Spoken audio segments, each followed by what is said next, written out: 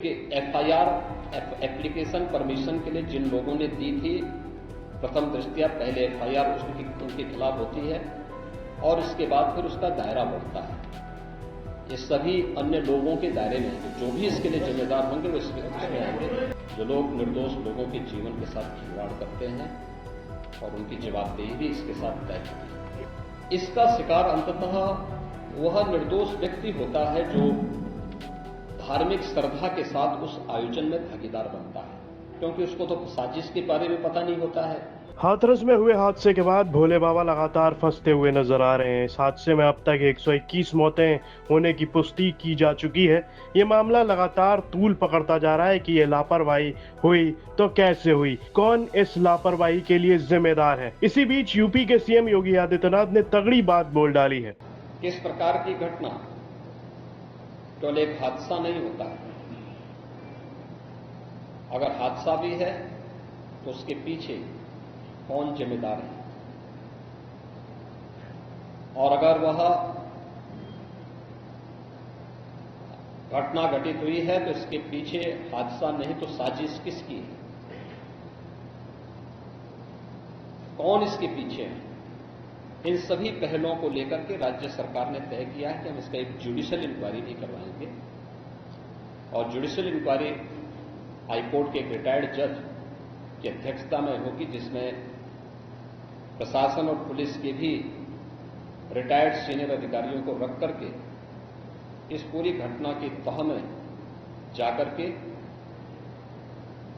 जो भी इसके लिए दोषी होगा उन्हें इसकी सजा देना और इस प्रकार की घटना की पुनरावृत्ति न हो, इनके बारे में एक सुझाव और एक एसओपी उनके माध्यम से बनाई जा सके, जिसे आगे इस प्रकार के किसी भी बड़े आयोजन में लागू किया जा सके। यह हम लोग सुनिश्चित करेंगे और मैंने यहां पर भी, हाथरस में भी और सिकंदराराव के घटनास्थल का मैंने दौरा किया। यद्यपि वहां काफी बारिश थी और वहां जाकर के मैंने एक बार उसको देखने का प्रयास किया है।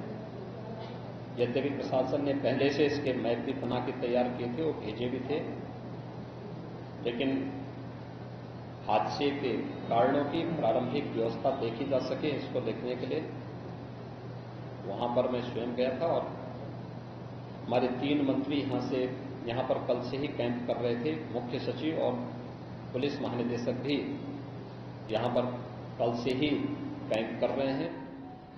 सीनियर अधिकारीगण भी यहां पर पुलिस और प्रशासन के अधिकारीगण यहां पहले से ही कैंप करते हुए इस पूरी घटना के लिए जिम्मेदारों की जवाबदेही तय करने की भी दिशा में आगे कार्रवाई की जा रही है, जिसमें कुछ विशेष दल बनाए गए हैं, जिनमें अलग अलग जनपदों में उनकी कार्रवाई अब प्रारंभ होगी और प्रारंभिक जांच के बाद आगे की कार्रवाई को हम लोग आगे बढ़ाने का कार्य करेंगे।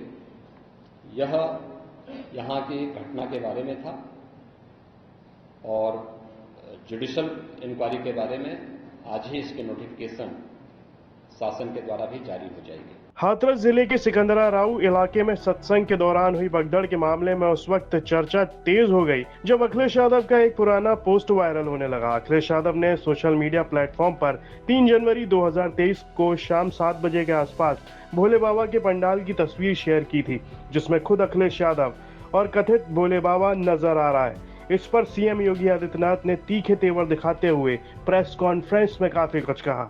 देखिए, कुछ लोगों की एक प्रवृत्ति होती है कि इस प्रकार के दुखद और दर्दनाक घटनाओं में भी वे राजनीति ढूंढते हैं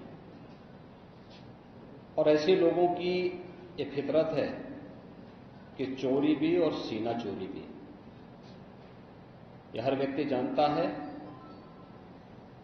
कि सज्जन के फोटो किसके साथ में है, उनके राजनीतिक संबंध किन के साथ जुड़े हुए हैं। तो स्वाभाविक रूप से आप लोगों ने इस बात को देखा होगा कि पिछले दिनों रैलियों के दौरान इस प्रकार की भगदड़ कहां मचती थी और कौन इसके पीछे थे, और मुझे लगता है उसकी तह में जाना आवश्यक है। जो लोग निर्दोष लोगों के जीवन के साथ खिलवाड़ करते हैं और उनकी जवाबदेही भी इसके साथ तय होगी। हाथरस में कथित भोले बाबा के सत्संग के बाद भयानक भगदड़ में 121 लोगों की मौत हो चुकी है, वहीं सैकड़ों लोग घायल हैं। हाथरस कांड के बाद लगातार सवाल उठ रहे हैं, सवाल प्रशासन पर उठ रहे हैं, सवाल प्रशासनिक व्यवस्थाओं पर भी उठ रहे हैं, सवाल उस भोले बाबा पर भी उठ रहे हैं और सवाल बाबा के सेवादारों पर भी हैं। आरोप लग रहा है कि बाबा के सेवादारों ने लोगों के साथ धक्का मुक्की की थी। नतीजा ये हुआ कि कुछ लोग गिर गए और अफरा तफरी मच गई। भगदड़ में 121 लोगों की मौत हो गई। लेकिन जब वही कार्यक्रम निहित स्वार्थी तत्वों के हाथों का खिलौना बन जाता है तो वह अनुशासनहीनता का नजारा वहां पर भी देखने को मिलता है और इसका शिकार अंततः वह निर्दोष व्यक्ति होता है जो धार्मिक श्रद्धा के साथ उस आयोजन में भागीदार बनता है, क्योंकि उसको तो साजिश के बारे में पता नहीं होता है और वह अपनी उस श्रद्धा भाव के साथ आता है, लेकिन साजिश करने वाले लोग अपनी साजिश करके फिर वहां से चुपचाप खिसकने का प्रयास भी करते हैं। होना यह चाहिए था कि अगर हादसा था तो सेवादारों को वहां पर इस पूरी घटना को पहले तो अपनी व्यवस्था को सुदृढ़ करना चाहिए था और अगर सुदृढ़ नहीं कर पा रहे थे तो प्रशासन का सपोर्ट लेकर के हादसे के शिकार लोगों को हॉस्पिटल पहुंचाने की व्यवस्था करनी चाहिए थी, उपचार की व्यवस्था करनी चाहिए थी। इसका सबसे दूसरा जो पहलू ये है कि हादसा में लोग मरते गए और सेवादार उससे पहले वहां से खिसक करके भाग चुके थे और इसीलिए हम लोग इसकी तह में चले गए। और मैं इस बात के लिए आपको इस बात के लिए मैं कह रहा हूं ना कि मैंने इसीलिए जुडिशियल कमीशन के बारे में राज्य सरकार ने इसको तय किया है। हम इसके तहत निष्कर्ष पर आएंगे और इस प्रकार के बड़े बड़े आयोजन हम लोग करते रहे हैं, लेकिन कहीं भी कोई इस प्रकार की चीजें नहीं आई है और मुझे लगता है हम लोगों ने इस प्रकार के बड़े बड़े आयोजन हमेशा किए हैं। कुंभ जैसे बड़े आयोजन किए हैं, बड़े बड़े कार्यक्रम होते रहे हैं, लेकिन इसीलिए मैंने कहा कि इसकी तह में जाना आवश्यक है कि आखिर इसके पीछे कौन लोग इसके लिए जिम्मेदार हैं। दूसरा, राज्य सरकार ने और केंद्र सरकार ने देखिए कि एफआईआर एप्लीकेशन परमिशन के लिए जिन लोगों ने दी थी, प्रथम दृष्टया पहले एफआईआर उनके खिलाफ होती है और इसके बाद फिर उसका दायरा बढ़ता है। ये सभी अन्य लोगों के दायरे में आएंगे, जो भी इसके लिए जिम्मेदार होंगे वो इसमें आएंगे। केंद्र और राज्य सरकार ने आर्थिक सहायता की भी घोषणा की है।